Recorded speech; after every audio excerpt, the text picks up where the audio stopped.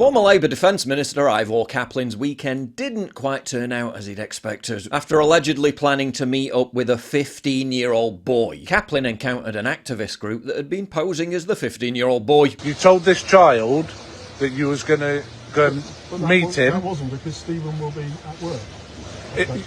At 1 o'clock, you said that you was going to go and meet him at quarter to.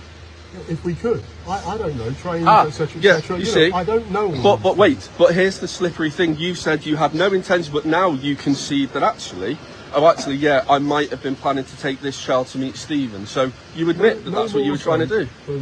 Yeah, I think he might struggle to talk his way out of this one. I don't know his age. You know his age accurately. This child regularly. If I knew his actual age, this and child. I don't know that, then I wouldn't do anything. Obviously. This child regularly told you that they were at school and they were doing school-related activities.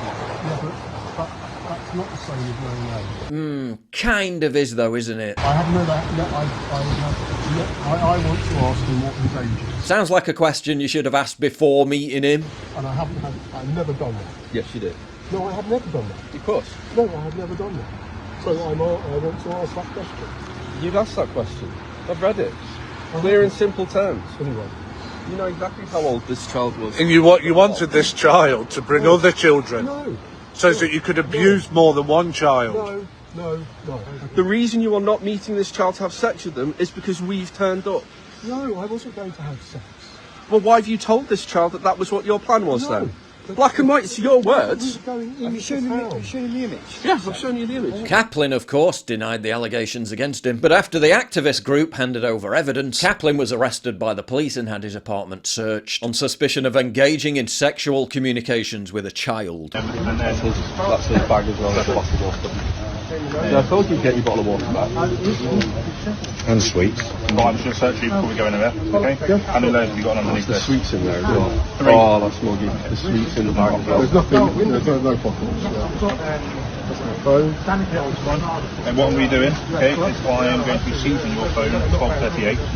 Okay, and for the purpose of that is I believe it holds evidence on that device. That was your shot. Now get a load of this, chaser. The same guy, just days beforehand, was all over the media slamming Elon Musk for accusing senior Labour Party officials of being complicit in covering up the grooming gang scandal. What I am really against of what Musk has said, around obviously one of our very long-standing members and also the Prime Minister himself. Those type of comments are not acceptable. Wait, let me get this straight. The same dude who expressed righteous moral indignation over Elon Musk complaining about nonce grooming gangs is caught and arrested on suspicion of noncing just a week later. She's done more over the years in terms of safeguarding than probably anyone else in the United Kingdom. Yeah, the same man who defended Jess Phillips for her role in safeguarding children is then himself caught allegedly trying to meet up with children. And he can't do that, and that's not acceptable. Yeah, I'm not quite sure you're the guy to be lecturing Elon on unacceptable behaviour, mate. I don't know. Trump's inauguration is just 1 week away. A president whose stated goal is to drill, baby, drill. Unlocking the US's vast riches. Contrast that to February 2021, just after Joe Biden took office, when the market cap of Giant Mining, ticker symbol BFGFF and the sponsor of today's video, was around 100 million. Today, Giant Mining has a market cap of 7 million US. After plummeting 93%, even after hitting its best ever drill intercepts in September. Giant Mining is 93% cheaper than in 2021. That's, in my view, a tremendous opportunity, especially given the recent passage of the Critical Mineral Consistency Act, which, if confirmed by the Senate, will ensure copper mine projects are eligible for the FAST-41 permitting process. Great news for Giant Mining, which owns a copper project in the world's #1 mining jurisdiction, Nevada, where in September they hit hit their highest grade drill hole ever and are poised to meet future demand which experts say could soar. Giant Mining's flagship copper, silver, gold project in Nevada is called Majuba Hill. Historic underground mines at the Majuba Hill project produce significant quantities of copper, tin and silver for 50 years, and the infrastructure is already in place to help make Giant Mining the comeback king. Aided by a rising US dollar, a pro-business determination within the Trump administration to bring America back, which includes elevating copper as a crucial defense industrial supply chain asset, and a company which was worth $100 million US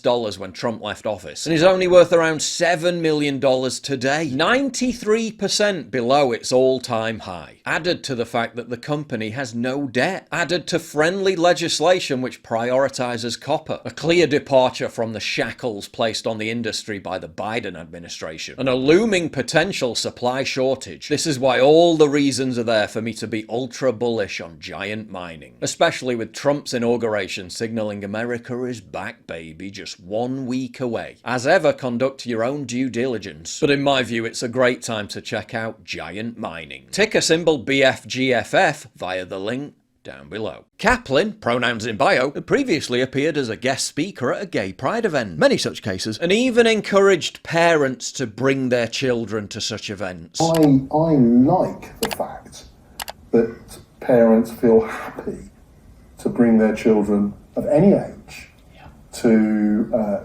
Pride, and particularly the parade. And if they want to go on and to see the music, that's absolutely fine by me. But generally, you know, yes, we're a very, very inclusive Pride, and long may that continue. Kaplan is by no means the only former Labour Party official to be accused of noncing. In fact, if you were to compile a list of them, it'd look something like this. And while following someone on social media by no means you're guilty by association, many noted the number of high-profile individuals who are following and had boosted Kaplan's previous tweets. I have spent most of my life dealing with the media, and I have many, many friends in the media who I talk to, and I understand the relationship between politician, even ex-politician, and the media. Including, notably, the Crown Prosecution Service, the very body responsible for filing charges against Kaplan if they deem it necessary to do so. We also learned how Kaplan had been using Twitter to publicly advertise himself for his availability for sexual liaisons with young men. I genuinely can't even show most of these tweets. And if you want to avoid an avalanche of vulgarity, don't go scrolling through his account. According to Owen Jones, though, he may just have been embarrassingly horny. Kaplan was given immediate bail, something many of the individuals imprisoned after the riots over social media posts were not entitled to. Now people are asking why Labour refused to reveal the nature of the serious allegations against Kaplan that led him to being suspended by the party in June. The mind truly boggles. When it came to covering the story, the BBC seemed a bit shy to do so, publishing a 4-sentence article that didn't even name the suspect. The 7 different stories about a deceased drag queen seemingly being of more importance, as were the front page bombshells about Lily Allen taking a podcast break and Russell Brand being fined for speeding. You know what I mean? You ain't going to hear about it on the BBC until they try and find a way of it being about him being gay and us being bigots. There's absolutely nothing on there. But I'll tell you what will happen.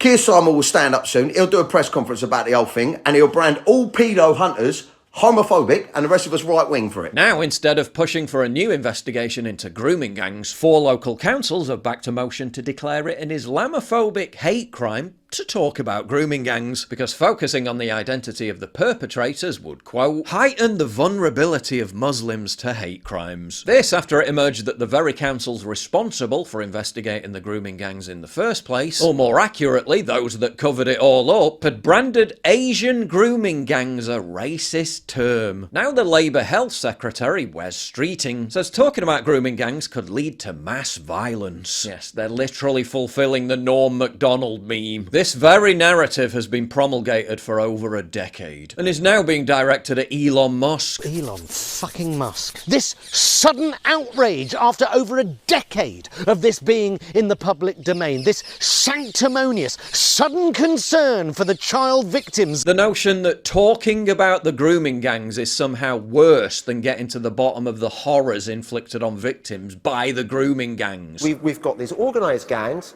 mostly of Muslim origin. I think we need to... It's a fact! It is also a fact back.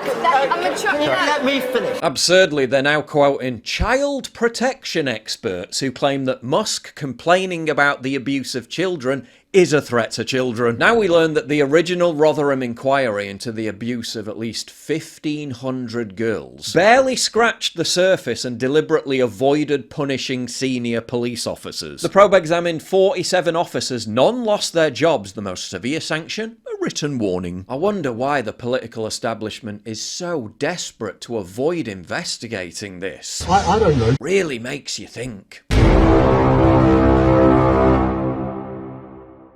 If you value what I do and you want to help support me, please visit pauljosephwatson.locals.com and either pledge a one-time donation or subscribe to join my community, get early access videos, and message me directly. And exclusive live streams coming soon too. Promise. Check out the Locals link down in the description. And don't forget to take a look at the brand new website modernity.news. That's where you'll find all my content, including exclusive articles. That's modernity.news.